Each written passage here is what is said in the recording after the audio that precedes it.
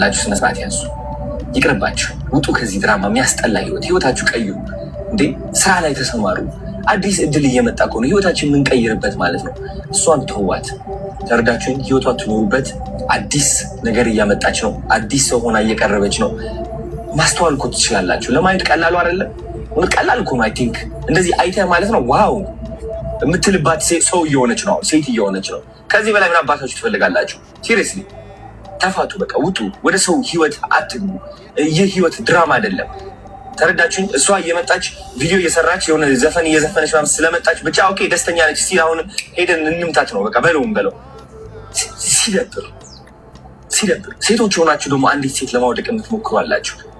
አሁን እናንተ ማለት ነው የሴቶች ቀን የሚባለው ይህ ለእናንተ አይገባችሁ። ወንድም አይደላችሁ፣ ሴትም አይደላችሁ።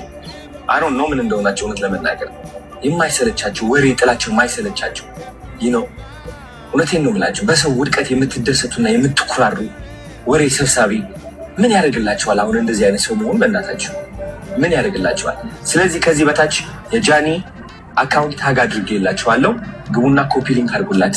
ስፔሻሊ 444 ፋሚሊ የኔ ፋን ቤዝ ከሆናችሁ ግቡና ኮፒ ሊንክ አድርጉላት። ምክንያቱም አሁን ግዴታ ያስፈልጋታል። በጣም ባኒ እየተደረገች ነው ያለችው። በጣም ባሚን ሪፖርት እየተደረገች ነው ያለችው፣ በጣም በብዙ ሰዎች ማለት ነው።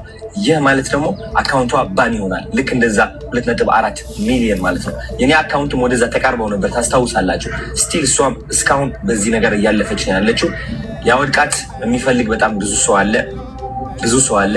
እሱ ደግሞ ራሷ ቆማ ጠንክራ የበለጠ መታ ተመልሳ እንደምታሳያችሁ እርግጠኛ ነኝ። እስከዚያው ግን ኮፒ ሊንክ አድርጉላት ጋይስ። ወዳችኋለሁ። ቻው። ሰላም ጋይስ። እንግዲህ ከመጀመሪያውን ጀምር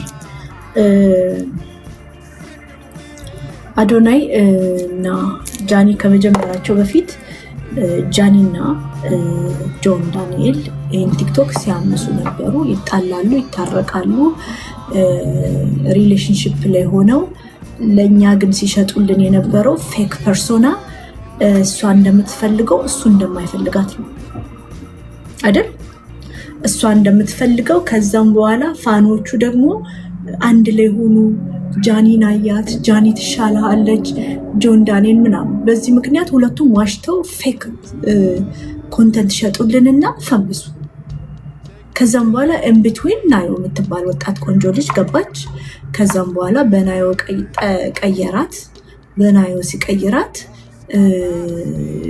የጃኒ ፎሎወሮች ናዮ ትሻላለች ነው እችኛዋ ነው የምታምረው። ከዛም በኋላ ሚስትሬት እሷን ሲያረጋት ምናምን ነው።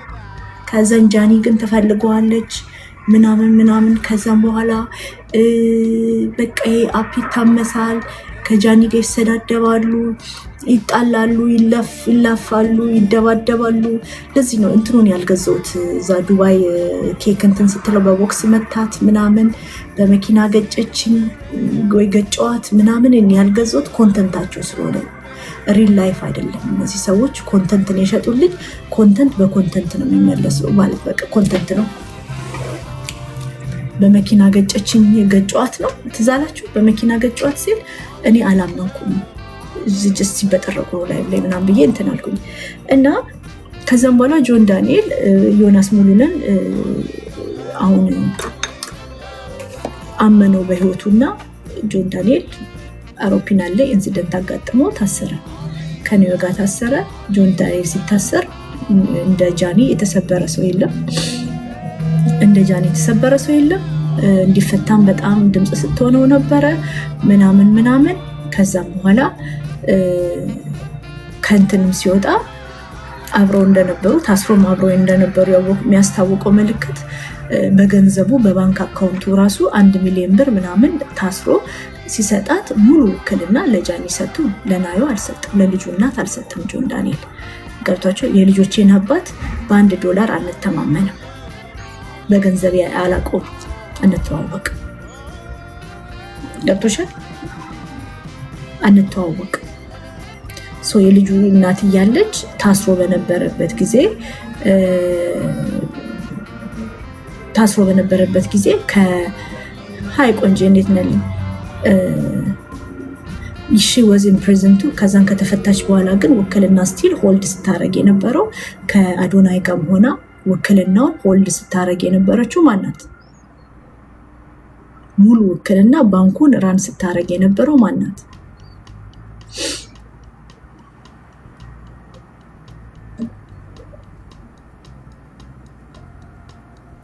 እህቱና እናቷ ጃኒ ነበረች። 1 ሚሊዮን ብር የባንክ ውክልና ሰጥቻታል።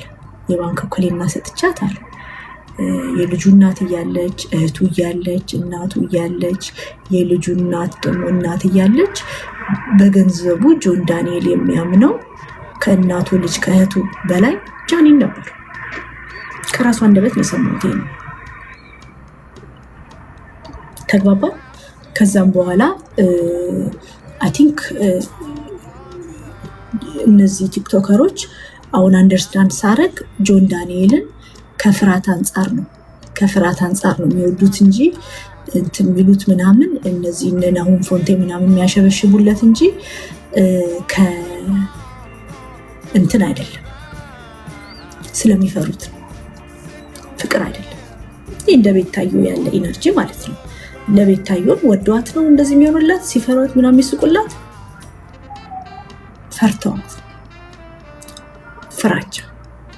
ፈርተዋት የሚመጣባቸውን ስለሚያውቁ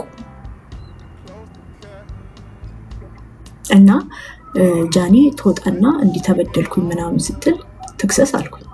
አልከሰሰችም። ከዛም በኋላ ምን ሆነ? ቁጭ ብዬ ሳይ እርቃን ፎቶዋን ያስኩኝ አለ። እርቃን ፎቶዋን ይዞ አትከስም። ፖሊስ ጋር ይሄዳሉ፣ ተታርቀናል ይላሉ። ሌላ ምንም የክስም የምንም ነገር አናየባቸውም። ቀናቸውን ያሳልፉብናል፣ እድሜያችንን ይዘግናሉ እነዚህ ቲክቶከሮች። ከዛም በኋላ የጃኒን ፋይል ይዘናል ሲሉ ፋፊ ደወለችልኝ። እኔ ጃኒን ሰፖርት አላደረግም ነበረ። ካልከሰሰች ለምንድነው ሰፖርት ማድረጋት ብዬ ነበር እንትን ስለ ነበረው። ፋፊ ደውላ ኬዙን ስትነግረኝ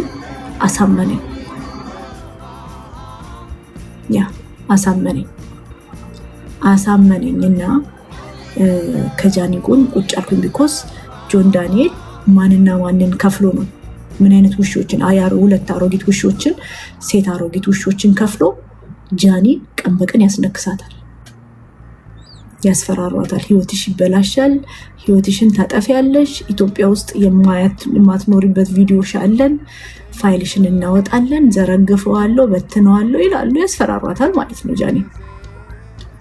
ከዛም በኋላ እኔ ከጃኒ ጎን ለመቆም ወሰንኩ።